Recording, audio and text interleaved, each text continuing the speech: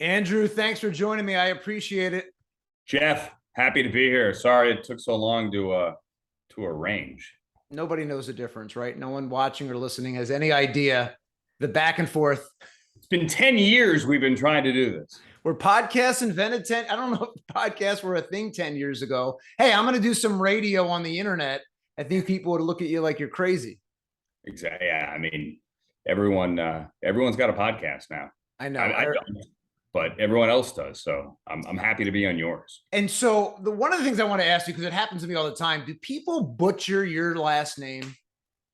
Not as much as they used to, but yeah. I mean, if you're in the business or if you've watched the TV, you generally don't.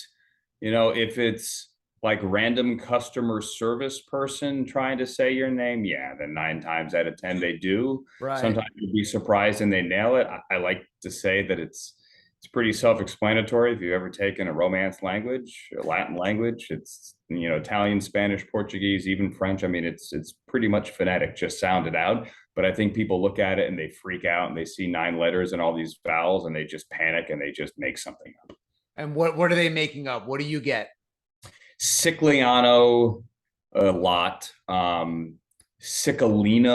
Cicilino? Well, when you say Cicilino, you're clearly not trying. Like you haven't attempted to sound it out. You just see the letters and imagine what you want it to be in your head. The issue, though, is that even within my family, some people say it differently. In perfect Italian, it would be like Siciliano. That can't come out of my mouth. It's not that. It's Siciliano. My dad would say Siciliano. His sister says Siciliano. Different emphasis. So how do you like it to be said? I say Siciliano. That's just fine. The only thing that's the only thing I don't want is anyone to ever call me Andy. That I can't stand. Like you could, Jeff, you could stand 5 feet away from me and yell Andy, and I won't answer. And it's not that I'm trying to like give you the cold shoulder. I won't even hear it. It would be like if someone stood near you and yelled Bob. Your name's not Bob. So right. you don't there's no trigger to respond to it. Right.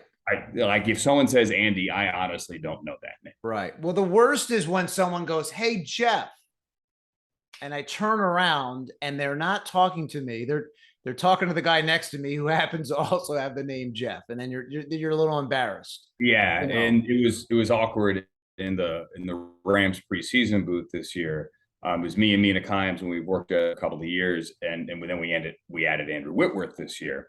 Most people call him Whit. That's what I call him. Everyone just calls him Whit. No one calls him Andrew. Mina would always call him Andrew in the booth, and so there were some times where she would say, and then Andrew. I'd be like, is it me? Or, body language. I could tell she's looking at him. Okay, good. So people identify you as an NFL Network host, but you got your start doing radio. How did you get your start? Did it start at Syracuse University, or were you doing this stuff in high school? No, I never. The idea of sports talk radio in high school seemed pretty comical.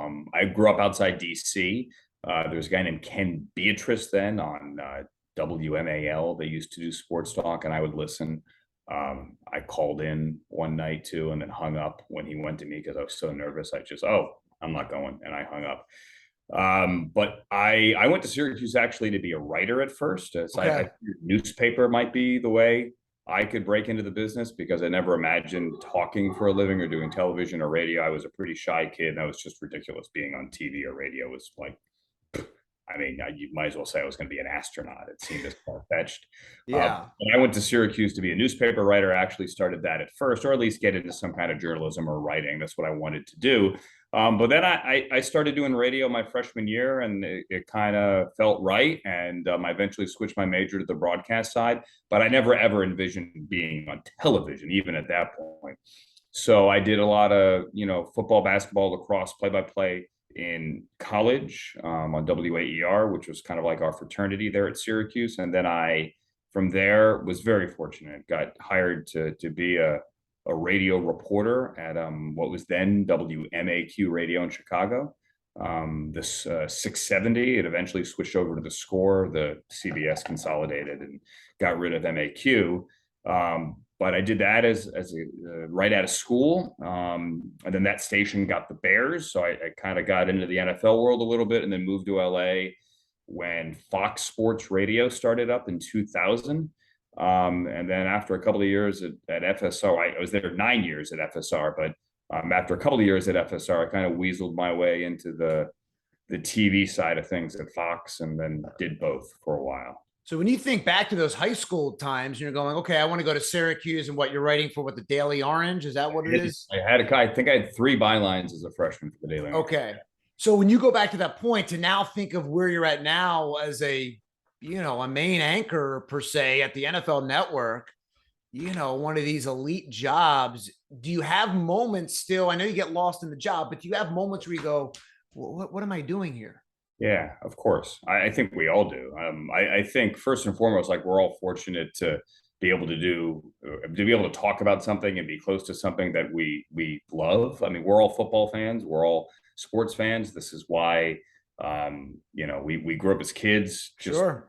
My athletic career tapped out pretty early in high school as a second baseman. So, there goes my chance of being a professional athlete. That was long gone. And I realized that in my teenage years. But to be able to do this, yeah, of course. I mean, every day you have a bad day, and we all have plenty of them, because our jobs are just like any other job. Like, you might want to scream at a coworker or yell at your boss, or come home and this didn't go right and that didn't go right. I mean, we all go through the same daily stress. You got to step back and realize, I'm talking about football for a living. Right. Shut up. There are worse things that you can do. But I get the most enjoyment out of being able to share it with family and friends. Like, my brother took his 7-year-old to his first NFL game 2 weeks ago. That's awesome. And to be able to take him, to be able to call in a favor, and he could take his son down onto the field pregame. Right. And he could stand there and he could experience that. Like, see the look on his face when my brother sends me a picture. Like, that to me is the coolest part of it now. And yes, I still get the fanboy moments on my own. And it's still every year at the Super Bowl, when the Jets go over for the national anthem, I get chills. Sure. And say to myself, like, gosh, I'm a lucky guy. I get those moments plenty. But to be able to share them with friends and family, those are the coolest moments at this point. Yeah, no, I mean, you do have moments. I remember during the Eagles Super Bowl parade, I grew up in suburban Philadelphia, a big Eagles fan, and I'm sitting there on the Parkway in Philadelphia in front of the Art Museum, and there are, a million fans that have been dying to see the Eagles win a Super Bowl. And it's like a concert. It's like a rock concert. Just people around you just going nuts, and to feel that energy, it means more to a lot of people than just football. And you talk to people that are Packers fans or any of these legendary franchises, and to those families, I don't want to call it life or death, but it's how they identify with their fathers or their grandfathers or their grandparents. That's how we're all sports fans, right? We all get it from your family growing up. Most of us do, at least. I know I did. Right. Yes. And so to be able to share those moments, or see, like in 2016, so my dad's from Cleveland. In 2016, I was able to get him to Game 6 of the World Series, where they could have and should have beaten the Cubs that night. And then they could have beaten them in Game 7, if not for the dumbest and most unnecessary rain delay in the history of baseball. Well, the Phillies had one of those in the World Series. I want to cut you off. The Phillies had one. Oh, no. Yeah, I mean, we all have those moments, but be able to take my dad and my mom, for that matter, to Game 6, and you hope it didn't come through. But regardless, I totally get it. Yeah, I cut you off, by the way. No. And so is that how you grew up? Because you grew up in D.C., but is that how you became a Cleveland fan, because of your dad? So my dad is from Northeast Ohio, born and raised, actually born in Pennsylvania, but raised in Cleveland. A diehard Cleveland fan, and we used to spend, my brother and I, plenty of summer nights in Cleveland, all our holidays in Cleveland. So we were raised Browns and Indians fans, even though growing up in Northern Virginia at the time, the Redskins, they were called the Redskins then, were winning Super Bowls almost every year, or going deep in the playoffs with Joe Gibbs almost every year. We actually lived out by their facility in Northern Virginia. So like you'd see those guys at the grocery store all the time. And that was, I mean, the biggest thing in town. Still, it was. But we were raised Browns and Indians fans. And I mean, before Sunday Ticket, before the Nationals were there either, we would go to Baltimore to see baseball games. Sure. And I would, honest to goodness, every single night for 6 months, when the sun went down roughly at 8:30 in the East in the summer, I'd be able to get in 1100, which back then was 3WE, not WTAM, 1100 in Cleveland. And I would listen to Indians games on the radio every night on my clock radio and then my Walkman. That's awesome. Yeah. That's awesome. And so, I remember when Jim Tomei left Cleveland to go to the Phillies, that was a huge deal. They were building Citizens Bank Park at the time. And he like hung out with the construction workers and just won over the city with this one little moment that was captured on all the news stations. And those moments, you kind of talk about connecting with athletes and players and having these fanboy moments. So many people in the city had that. And I know it probably hurt in Cleveland for him to leave. And that hurt the Indians, the then called Indians, but I just remember that moment going, he's not just one of these athletes. He comes across as a human being. So you grew up a Browns fan. How do you separate that when you're talking about and the Browns have had some very tough years, but how do you separate that? Is there a challenge, or do you still, if you're doing a Brown story, do you still have that moment where you have that extra excitement, in your voice? Well, the one thing I would say, and I think what's great about working in this business, especially at NFL Network, is we are all fans. So like if you turn on game day morning, you're going to hear a little bit more pep from Rich when he's talking about the Jets, right? Whether it's that's hard to do. Yeah, I know.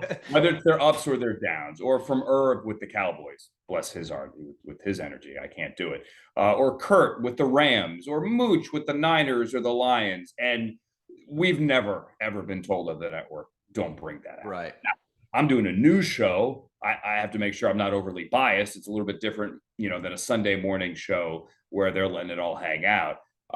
But sure, I mean, I could give my opinion a little bit more, and I look at it this way. I feel like I have a little more insight, whether it's the Browns or whether it's the Rams, working for them on the side as well. I feel like I have more knowledge historically and present day about those two franchises. So those two teams for me are the most comfortable to speak about, or the one in Washington as well.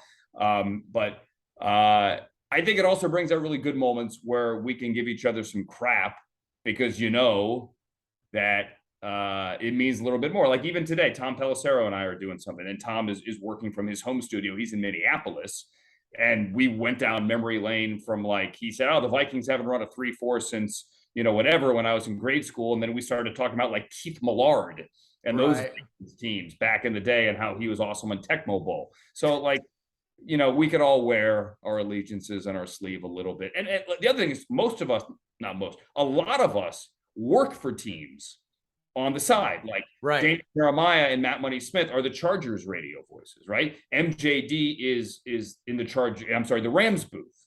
I do the Rams as well. Who else? Michael Robinson did the Seahawks this year in the preseason. Over the years, Mayock did the Eagles, and then the Vikings before that. Plenty of guys do preseason games. So we all kind of have, our different allegiances, as long as you don't go too crazy with it. Right. And so you say you have maybe a little insight. What are your thoughts with everything going on in Cleveland with the Browns, the quarterback situation, trading away Baker Mayfield, and everything that has gone on right now in Cleveland? How much time do you have? Not enough to cover it, but give me the fast food version, perhaps, of what is going on in Cleveland. And really, did the Browns expect the suspension of that magnitude, when they made that trade? They knew there was going to be a suspension, and that it was common knowledge. How long it was going to be, only they can truly answer that. I think it's fair to say they didn't expect 11. I think that's fair to say. They figured it might be a little bit shorter, but they made the trade knowing, because they signed Jacoby Brissett 48 hours later. Right. They made the trade knowing that there would be at least an early part of the season in which he wasn't available. It is a business. John Johnson, the safety, said it again yesterday. It is a business, talking about Baker, how they moved on from Baker. So I am not in any way stunned, surprised that they decided to rip the Band-Aid off. Look at the Colts with Carson Wentz. They said 1 year, we're out. We're good. Right. No different circumstances, but I commend the Rams last year. They decided, you know what? Jared Goff took us to a Super Bowl. He actually won a playoff game off the bench in Seattle a couple of months earlier, but we're done. We're making the move. We've made a decision. As a friend of mine likes to say, if it's inevitable, make it immediate. Right? If you've made up your mind, then just do it. Stop fooling yourself. You have a business to run, move on. So they did that with Baker. Could it have been handled slightly better? Yeah, maybe. But they told Baker they were going to look around. They did. Period. That really can't be debated. Did Baker expect them to fly to Houston to talk to Deshaun Watson the next day? Probably not. But they maybe not the next day, but they told him. They looked at the Mahomes and Josh Allen game in the playoffs, right? They looked at what Matthew Stafford and Joe Burrow did in the playoffs, and they said, we need one of them. And we're going to, whatever it costs, look what the Rams paid, we're going to go get one of them. I understand the fan backlash in Cleveland and elsewhere about Deshaun Watson. I also like to remind people, and it sounds like I'm an apologist, there were, we report at the time on NFL Network, 12 teams that called the Texans, and said, we want in. We want a seat at the table. 12, including the Colts, by the way. And the Texans told them, no, in division, we're not going to make that trade. Sure. So they boiled it down to the 4, the 3 in the NFC South, and the Browns. The Browns won the bidding. They did so with a pretty expensive contract, but they won the bidding. I think it could have been handled by all sides a lot better. I think Deshaun could have given far better answers on multiple podiums he's been on since the trade was made. Here we go. It's week 1. Is Deshaun Watson, and this comes as a loaded question with all the baggage and everything going on, is that enough of an upgrade, in your opinion, for Cleveland to just rip away from Baker Mayfield that early in his career? I mean, he has shown that he can play. Yeah. It's a great question. I think the answer is an obvious yes. Maybe obvious is too strong. I think all things being equal, and they're not clearly here with the 2 different scenarios off the field. They're not equal at all. But all things being equal, yeah, Deshaun Watson, you could argue, is a top 6 quarterback. Baker is not. Right. I like Baker a lot. I really do. And if you go back to, I wish you could put 2020 in a bottle and do it again. Right. But you can't. And that season was one they're always going to remember. You're always going to remember blowing the Steelers out in their own building. My neighbors still remember it because of the noise I made. But he played hurt last year. The Odell Beckham Jr. thing happened. There was clearly some division in the locker room, and they made their decision. We are not good enough with him even at his best. So we are moving on. Baker gets a fresh start. I think it's a pretty good spot for him. Yeah. I really do. Yeah. And what do you know? The schedule maker says we're going to put him week 1 against the Browns, although it wasn't, the trade hadn't been done at the time. It almost happened on draft day, by the way. And we're going to put Russell Wilson week 1 against the Seahawks. Great. Funny how that worked. Well, look, it's, when you dumb it down, it's entertainment, right? And so that's what this all is. It's live entertainment, and it's a soap opera. I mean, really, and that's how this business is a, billion, trillion, whatever it is, dollar business. And so you talk about the quarterbacks, and you have some insight, obviously, doing the Rams preseason games as a play-by-play guy. When you look at what has transpired with the Rams, what has made, in your opinion, Matthew Stafford so successful so early? Because it's really uncommon for guys to be traded in the NFL. It's not the NBA. It's different for guys to be traded in the NFL and have immediate success, especially at the quarterback position. So there's a lot there. First of all, Matthew, go back, he was the first overall pick in the draft. He has always been uber talented. He's also to the point in his career, I believe it was 11 years in Detroit, where he had it wasn't going to get any better, right? I mean, they had to rebuild the entire organization. And he is that special a quarterback. And he has that when you combine his arm talent and his veteran experience, and then you throw in Sean McVay with the offensive weapons that they had, it's a beautiful marriage. Yeah. I mean, people want to go back and look at the no-look pass to Cooper in the Super Bowl. He did stuff like that week in, week out. I'm not talking necessarily no-look stuff, but just the above the neck stuff, to use Sean McVay parlance here, the way he moved defenders pre-snap, the way he moved defenders as he's getting back to that fifth or that seventh step in his drop. He has an above the neck ability that very, very few quarterbacks have. Sean McVay game plans like very few coaches can. Kyle Shanahan certainly can. Right. I mean, there's really an elite level of play caller, and then there's everyone else. When you combine that, it was a beautiful marriage. Now the question is, can you come back and do it again when everyone has you circled on their schedule, and when the Rams have this year, at least statistically, as we open up the season, the most difficult schedule in the NFL. Yeah, I always think that is so overrated. I mean, I've seen so many times where a couple of years ago, the Eagles had the easiest schedule. When the season kicked off, they did terrible. And then their schedule by the end of the season, it was out that they had the toughest schedule. And I'm going, I hear you. I hear you, because we're basing that all on last year's numbers. Right. But I'm looking down. It's not that I'm not listening. I'm looking down to pull up the Rams schedule here. So we know they open with the Bills. So that's a would-be Super Bowl preview. Everyone's picking Buffalo to win the whole thing. Then you get Atlanta, you get Arizona and San Francisco weeks 3 and 4. They were both playoff teams last year. One of them went to the NFC Championship game. Then you get Dallas, Carolina. Anyway, after the bye, they get, in order, the Niners, who have owned them the last 3 years. The Niners, Tom Brady, Kyler Murray, the Saints, Patrick Mahomes, the Seahawks, then Derek Carr, then Aaron Rodgers, then Russell Wilson, then Justin Herbert. Yeah. I get it. It looks insane. I get it. It looks insane, but the Rams are going to win more than 3 games. I mean, the Rams, I mean, we saw it with the Patriots for years, and I want to compare them to the Patriots, but I mean, are they at a point where they are still going up, where they could be really, really good for a really long time? I think so, but a lot depends on how well they draft and how much financial flexibility they continue to have. Cooper Kupp re-upped in the offseason. Aaron Donald re-upped in the offseason. I think it's fair to say Aaron has at least 2 more years, possibly a third. That's your window right there. Right. Aaron Donald's window is the Rams' window. Right. That's why they don't mind spending the money now and doing the cap gymnastics to try to get another one, because, and look, in 3 years, Sean McVay may tap out with Aaron Donald.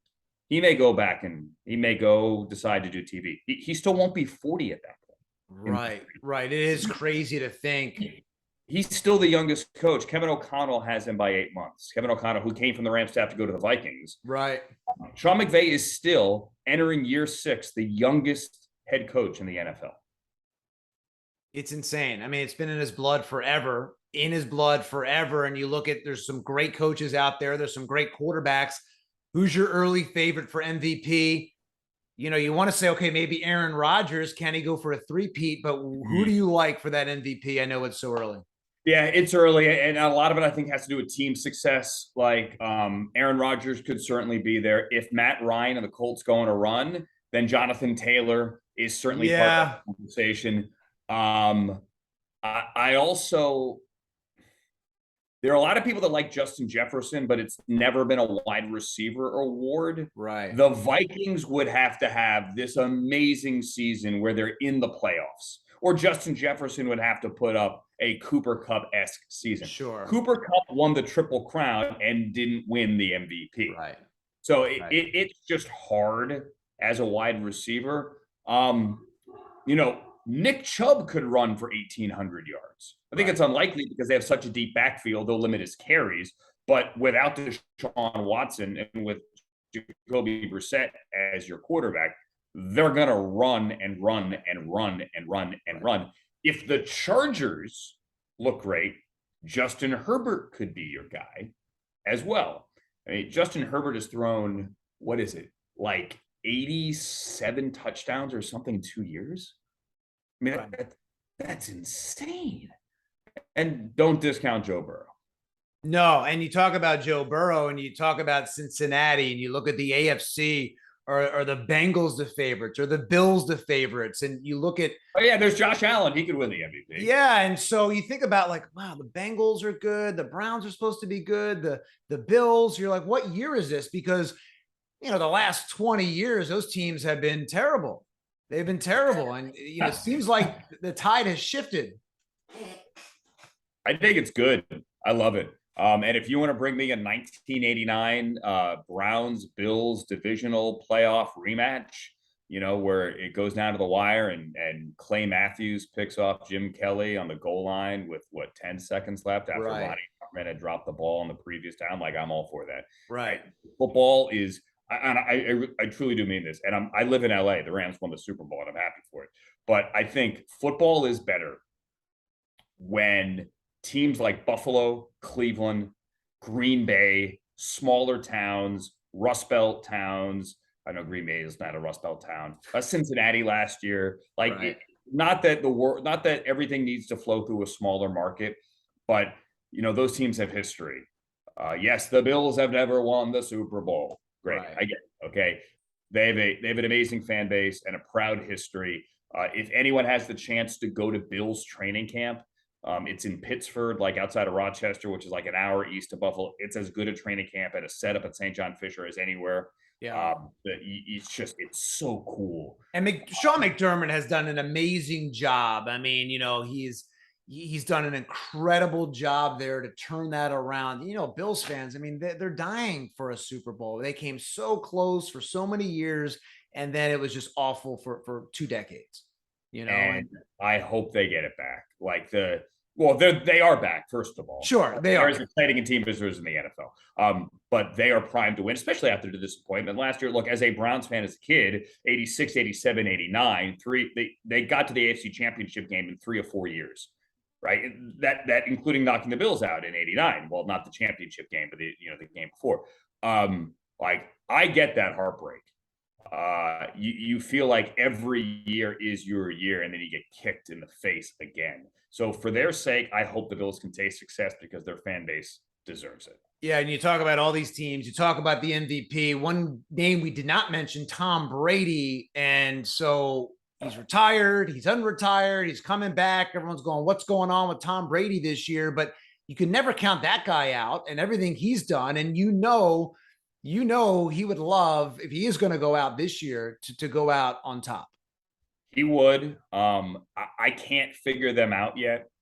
And a lot of it has to do with the offensive line. A lot of it has to do, I just don't get, it's going to sound crazy. I don't have a feeling that this team is as good as it thinks it is. But Brady's always the guy that takes those, because you think about the Patriots, a couple years they had some star receivers, but they never really had these household receivers. But he's so good at just getting the ball out and making the simple play. He makes everyone around him better. The great quarterbacks are separated by their ability to make everyone around them better. Right. He's the ultimate in that regard. There comes a point, though, where he actually has to play his age.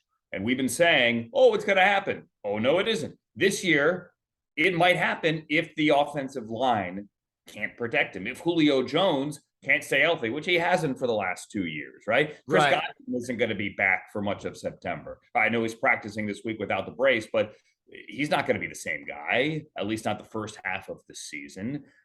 You don't have Gronk. Does he show his age? It's a blessing and a curse here. It's a blessing that we actually see Brady be human, I think, where he actually talks about being 45 and having, other stuff in his life that weighs on him. He's human. We're all human. Right. But does he act human on the field this year? And then does it get ugly? I'm not saying it will, but does it get ugly when people say, well, Tom, maybe if you hadn't ducked out for 10 days, which will be unfair, but maybe are you not focused enough? I just have I hope it doesn't go badly, but part of me has a fear that it may go bad. Right. Sometimes staying at the party a little too long. But having said that, what he's been able to do is just flat out, for a lack of a better term, ridiculous. Yeah, no one else can or will do it ever. Yeah. Yeah. And so the Bucks, you're just unsure what they look like. I mean, look, new coach as well. And does Todd Bowles have experience? Of course he does. Will things be drastically different? Probably not. And, you know, look, it's still Tom Brady's team. He'll do what he has to do. Yeah. And they will win enough to games to be in the playoff conversation down the stretch. I just don't have, I don't know. When people say, oh, they're going to be in the Super Bowl, I don't see it. Now, I mean, they have Tom Brady, sure, but I think the Packers are a better team. I think the Rams are a better team. I just do. The Rams went down there and beat them last year. Eventually it has to come to an end. The question is, did it come to an end last year? And is this just holding on too long? I don't know. Yeah. Last thing for you. We're going to circle right back. What is your favorite part of your day? Is it hosting the shows? Is it doing play-by-play for Rams preseason games? Talking on the radio? Favorite part of your job during the day? That's a loaded question, because it's like, hey, who's your favorite kid? I don't have kids, for the record, but I would say that the most fun I have is on Sundays. And for the last, now this will be our 18th season. For the last 18 years, that has been at DIRECTV doing the RedZone channel. And that is a thrill unlike any other. Sure. It is, or I'm drinking caffeine late in the afternoon, is pure caffeine into your veins for 7 consecutive hours. And I can't think of a better job. I love calling games. That's in my heart. I wish I could call more, but on Sundays, I'm the luckiest guy on earth, because I get to call, in essence, every game at once. Right.